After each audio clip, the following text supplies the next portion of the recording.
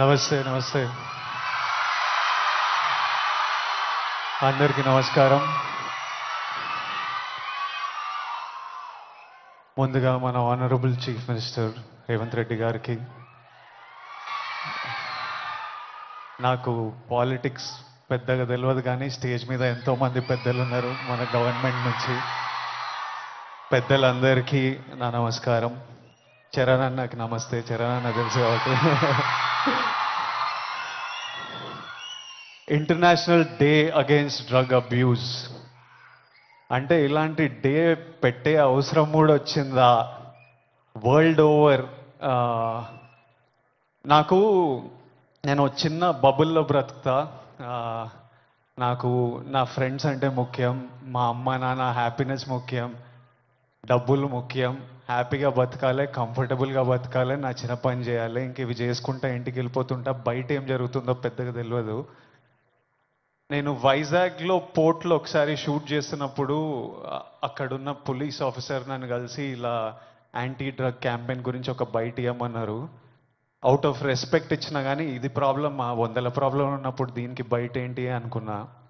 మళ్ళీ ఈరోజు ఇట్లా ఇంటర్నేషనల్ డే ఉంది, చీఫ్ మినిస్టర్ గారు వస్తున్నారు, ఇంతమంది పెద్దలు వస్తున్నారు, ఇంత పెద్దగా జరుపుతున్నారు, ఈ మెసేజ్ కంపల్సరీ వెళ్ళాలని పిలిచినప్పుడు నాకు మళ్ళీ అర్థం కాలేదు. But when I sat with some police officers, some senior police officers from the Telangana Police Department, and asked them, వాళ్ళని అడిగిన అసలు ఏం జరుగుతుంది, ఎందుకు ఇంత పెద్దగా జరుపుతున్నామంటే, వాళ్ళు నాకు జరుగుతున్న రియాలిటీ చెప్పినప్పుడు ఇమ్మీడియట్లీ అయితే తప్పకుండా రావాలి, మనోళ్ళతో మాట్లాడాలి, ఎవ్వరు ఇలాంటి సిచ్యువేషన్స్లో పడొద్దు అని అనిపించింది. చాలా మన డ్యూటీ లాగా అనిపించింది ఇది చెప్పడం. ఎందుకంటే మీలో ఎంతో మంది మమ్మల్ని ఇష్టపడతారు, మమ్మల్ని చూస్తారు, మమ్మల్ని ఫాలో అవుతారు.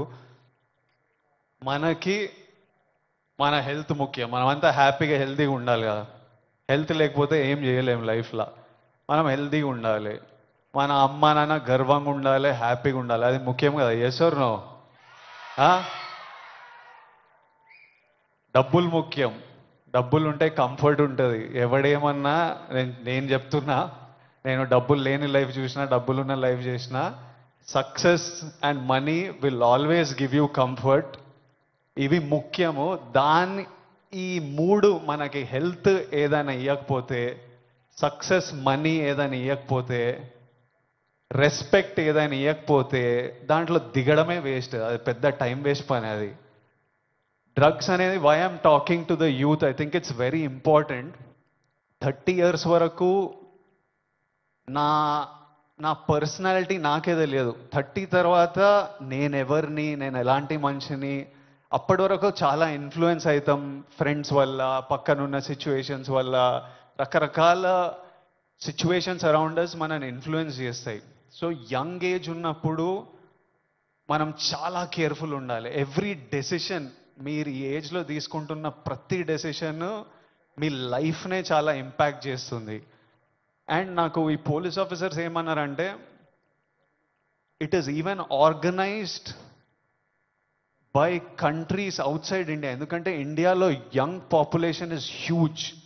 మన యూత్, మన కంట్రీ, మన స్టేట్ పవర్, మన కంట్రీ పవర్, మన యూత్. ఒక కంట్రీని డిస్ట్రాయ్ చేయాలంటే ఏం చేయొచ్చు? వార్ చేయొచ్చు, టెర్రరిజం చేయొచ్చు. ఇంకో ఈజీ థింగ్ ఏంటంటే యూత్ని పాడలేపితే. So we're seeing even in the book, నాకు ఇప్పుడే ఒక బుక్ ఇచ్చారు. ఆ బుక్లో కూడా నార్కోటిక్స్ టెర్రరిజం అని ఒక సబ్జెక్ట్ ఉంది, ఒక పారాగ్రాఫ్ ఉంది. Where countries that want to see India not progress, easiest way. ఇప్పుడు మనం చూస్తున్నాం అమెరికా ఎంత ఎఫెక్ట్ అయింది, అంతా కొంచెం పిచ్చిగా ఉంటున్నారు వాళ్ళు. ఎందుకంటే easily you infiltrate drugs in to a system. పిల్లలు దాని మీద డిపెండెంట్ అయిపోతే ఇంకా మనకు పాత్, సక్సెస్ ఇవన్నీ ఏం, it's a chaos. We want, మనం సాలిడ్ ఉండాలి, మన కంట్రీ సాలిడ్ ఉండాలి, మనం నంబర్ 1 ఉండాలి. కరెక్టా?